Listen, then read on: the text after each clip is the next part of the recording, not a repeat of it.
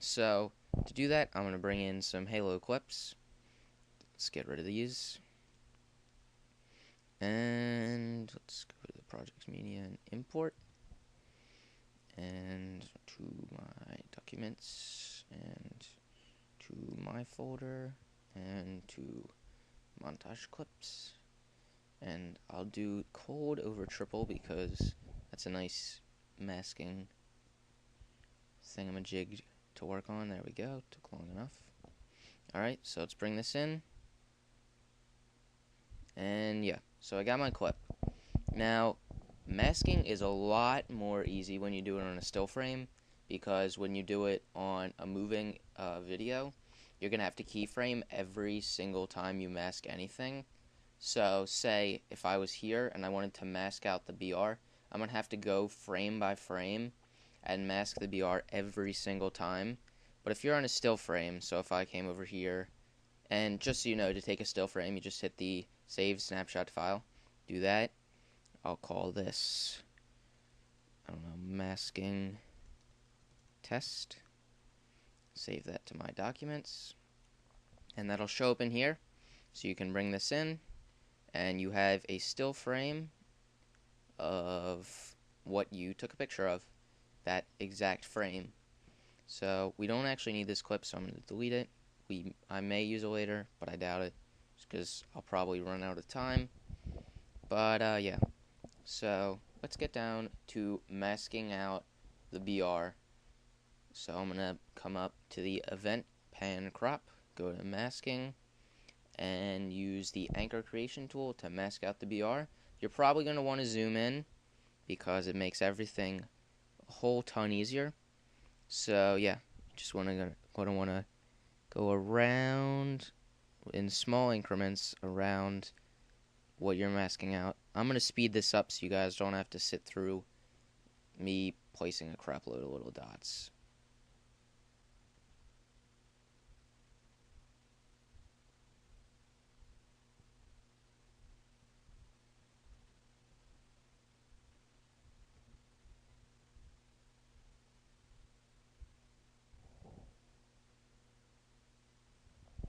Alright, so as you see, I have got my BR masked out.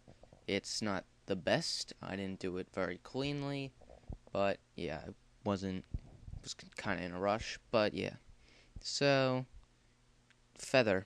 If I wanted to make this look not as bad, like over here you can see the masking's kind of horribly done.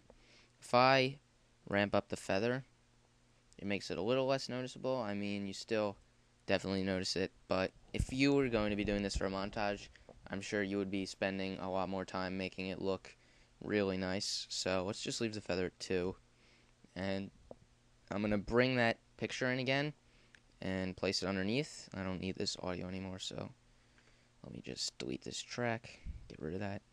So now, as you can see, it looks like it's full again, but if I move the opacity down, you can see how it stays the same for the BR because that's masked out in the clip on top. Not the clip, the still frame on top. So yeah, you can see how that could work out nicely for you. So yeah, in a montage, you might want to actually do something like this, where you have the opacity down for the background and the BR is just normal. I don't know if you think that looks cool. But yeah, so I'm going to leave it like that. One of the really cool things about masking is it allows you to apply effects to only certain parts. So if I wanted to make a flash of the BR, I could add it to the top, and as you can see, only the BR is going to get bright. So I can make it really bright, move the keyframe over, and just have some keyframes of it normal, and type it in because that's easier. Right, so you got normal and normal. So that way when you play through this, let me scroll back to the beginning, the BR flashes. Now, probably if you're working on a montage, you're going to do that while it's actually playing, so you're going to need the frame-by-frame mask, but that's just pretty much showing you how it works, how you're going to just do normal keyframing and just add it on to the masked out part. So yeah, I'll get rid of this brightness effect. So yeah, you can also do the same thing to the background, add this, and it's only the background that's going to flash. But yeah, not gonna go into that right now. I'm sure you can figure that all out.